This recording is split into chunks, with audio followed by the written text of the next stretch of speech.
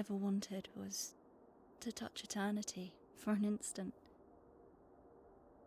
To reach one of those rare moments of bliss where everything seems in its place and you feel you're part of a whole. Do you know what I mean? Every once in a while, we get blessed with a one-of-a-kind experience. I find that these days, when it comes to the indie space, we get a unique experience at least once a month at this rate. Within the last year alone, we have had a plethora of gems to pick up and meld into our souls. These special games becoming a part of us in a way, sticking with us and constantly running across our minds. Recently, we received yet another indie gem by the name of Cairn. This game is coming from the incredibly talented devs over at the Game Bakers, who brought you other critically acclaimed titles such as Fury. Cairn is a rock climbing simulator where your objective is to reach the summit of Mount Kami. Now, I recently have taken a very deep interest in rock climbing because of digesting a vast amount of Alex Honnold media. Mr. Honnold is very well known for his free solo climbing ventures. For those of you who may not know what free solo is, it's basically climbing without a rope securing you to anything. With that being said, after watching films such as Free Solo and The Alpinist, I was very hungry to take in more rock climbing media. All of a sudden, Cairn appeared in front of my eyes on the Steam store page, and that was the start of my very beautiful journey with this game. My name is Lance, and in this video, I'm going to tell you about my expedition to the summit of Mount Kami. When Cairn begins, you first see our protagonist by the name of Ava stretching and getting warmed up for the coming ascent. You can take this little introductory period to get well acquainted with the pretty simple control scheme. When using a controller, which is highly recommended, in my case, a PS4 controller, you will be primarily pressing square to set your individual limbs onto holds. You can press L1 to select a limb manually, but I found that the game does a pretty good job of balancing Ava out. This is because the game's climbing system functions on a math-based movement system. To my understanding, each limb has a variable tied to it that correlates to how much weight or pressure is being put onto it. It's up to you to make sure that Ava is always in a comfortable position to maintain the holds. This also means that the game doesn't have any traditional climbing animations like other games do, simply because it's not going off any predetermined scripted events. When I found this out via a GameSpot interview with the devs, I was mind blown. It's such a clever system that even further solidifies Cairn as a one-of-a-kind gem. Now, once you have a grasp on the climbing mechanics of the game, we do have a little bit of survival to deal with. Naturally, you will be dealing with harsher conditions as you traverse Mount Kami. With that comes along Ava's need for food, water, and warmth. Maintaining these three things was quite easy for a majority of the game, but the last section definitely puts you in some very sticky situations. Obviously, Ava is also going to need to rest after doing some of the bigger climbs, and she can do so by discovering various bivouac locations to set up a camp. When inside your tent, you have access to cooking, which presents you with the opportunity to put your outdoor culinary skills to the test. You can combine various plants and foods with liquids to make soups and teas to satiate Ava's tummy and regulate her temperature. You can also have a look at Ava's hands to make sure her fingers are in excellent condition for climbing. Now, when doing a run, excluding free solo mode, you can take pittance scraps and fix pittance that you may have broken during your ascent. Pittons are essentially a metal spike, or in this case, an automatic screw that goes into a rock face that you can secure yourself to and make the ascent much safer. If you happen to fall during a climb, you will just swing a little bit and climb back up to wherever you place your last piton. Other tools inside your tent are a weather device to keep track of the climate conditions as you ascend. You can also take a peek inside your backpack, which is available at most times outside the tent as well, to move items around and recycle things you don't want into chalk to put on your hands to gain extra grip. Once you have all of your bivouac needs, you can exit the tent and continue your journey up to the summit. Now, I would like to take a little moment to praise the art style. Cairn has one of the most pleasant art styles I have ever laid my eyes on. This is due to a French comic artist by the name of Mathieu Bublé. Hopefully, I'm saying that correctly. I wasn't familiar with his work prior to this, but I certainly will be going forward. Mr. Bublé's art style gives Cairn a very oil painting-esque quality. It's incredible the way colors seamlessly blend together, especially in the night sky with the stars scattered about.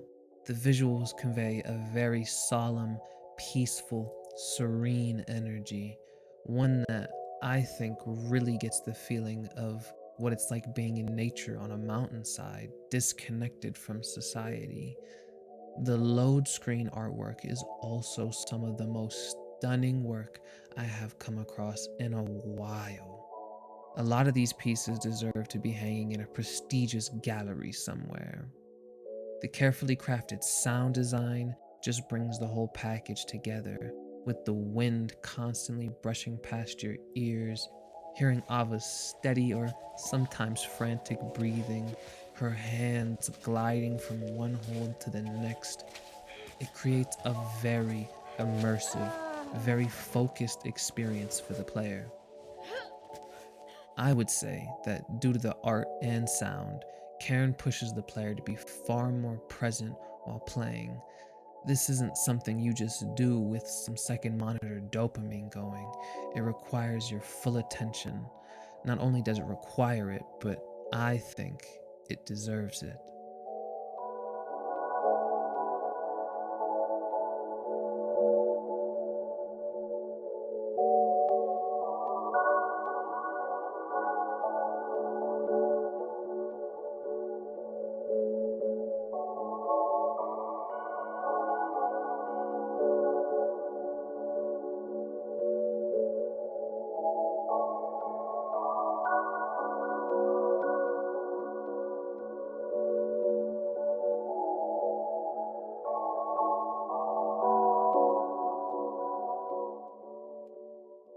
As you climb, you will come across many boards with various messages and climbing tips. You may even discover certain maps that present climbing routes to you that were created by the locals that once occupied Mount Kami. These villages of mountainside people called themselves troglodytes and basically lived on the mountainside for their entire lives, with some of them deciding to descend and go live normal lives on the flat ground with regular civilization.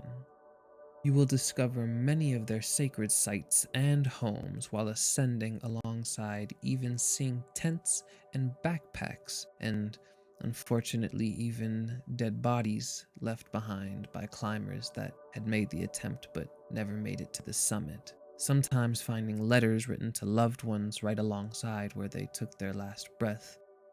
The storytelling through the letters and just the environment alone was stellar, and I felt that it had a very good balance of delivering lore through the actual cutscenes and adding a nice layer with the notes that were scattered around. I find that some games get a little carried away with notes and just assume the player is going to read every last thing just to understand the overarching story, but luckily that is not the case here. One of my favorite moments in the entire game was stumbling upon a cave and thinking it would just be some water and maybe food, but getting greeted with music and seeing paint on the walls, only to realize that people were really throwing raves all the way up here on a mountain. It was a really fun thing to discover, and Karen has so many moments like that. You can stumble upon magic mushrooms and actually take them, or see a mysterious frog and lick it only to be taken on the wildest trip of your life. These moments really make Cairn feel like far more than a game. It really is an experience to be had, a wonderful journey to be undertaken. There were times while playing where I was holding my breath for who knows how long, just fully concentrating on getting from hold, crevice to crevice, and it was exhilarating. Whenever I fell and Ava would let out a scream of frustration, I felt that. The perfectly timed voice lines and grunts to emphasize the emotion of both Ava and you as a player is just perfect. The feeling of completing a difficult climb is unmatched, unlike any feeling I've ever had playing anything else. Karen has a special sauce going on that no other game has, and I really believe it's because they got the true essence of what rock climbing really is. I have seen countless Reddit posts and Steam reviews of people praising Cairn for its love and care in the simulation of climbing.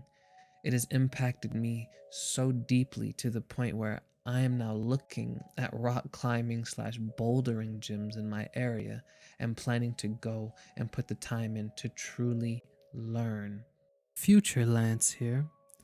I've actually already gone climbing many a times in my local gym slash gyms, and it's actually the reason why this video has taken quite some time to be done, simply just because I've fallen in love with climbing, all because of a game. Really, like the media I got to experience prior to playing Cairn was definitely important, but playing Cairn was a transformational experience, to say the least.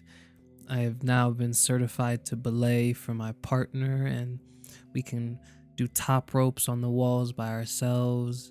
And the act of just reaching from one hold to another is so simple, but it's quite euphoric.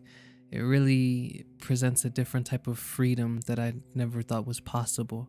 And I dance quite often already in my day to day life, but taking up climbing has definitely been a fantastic elemental movement, I like to call it. Just being present with yourself and the wall, and just taking care and not being overly cautious, and managing your fear and stress, anxiety, and everything about it is so cool. It really is like solving a mental puzzle. But let me not ramble on for too long. I just wanted to say I have climbed, and it was amazing. Everything that I thought it was going to be, and so much more. So I encourage you to do the same as well if you feel inspired after watching this video or playing the game. Just go climb or play Cairn or do both or whatever the heck. Take it from me. It really has changed my life, and I cannot wait to get back in the gym and do it some more. So with that being said, back to Past Lance, and I hope you guys enjoy the rest of the video. It is experiences such as Cairn, an indie video game, that can push you and myself to heights that we didn't even think about once upon a time. This is the part of the video where I will be getting into some spoilers for the later sections of the game. So, if you plan on playing this yourself, please do yourself a favor and skip to the time code displayed right here, or use the chapter selection button and just go to the next part of the video. With that being said, you have been warned. Throughout the game, Ava is constantly getting voice messages left behind by her presumed loved ones and climbing management team of sorts. Her reactions to the messages coming from who I assume to be her agent or a magazine head of sorts are very dismissive, and even just straight up like she wants nothing to do with the business that these people are trying to get her involved in. At this point in the game, it is very well understood that Ava is a pretty well known climber that has done various magazine covers and articles detailing her ventures. Mount Kami is the one mountain that everyone has always wanted to summit, but no one actually has. So, Ava made it her goal to ascend and reach the peak of the mountain. With that being her one goal, it seems very obvious to the player that she doesn't care about anything else at all besides reaching the top. As we ascend higher and higher, it becomes very apparent that this may be an expedition that Ava doesn't come back from, and she knows that. Alongside the messages from the Corpo people, Ava is also getting messages from a woman named Naomi, who at first I assumed could be her sister, but toward the later parts of the game I felt like could just be her significant other. The game never outright says what their relationship is, but it can be assumed from what is heard via the messages that they are incredibly close to each other and even care for a cat named Capsule together.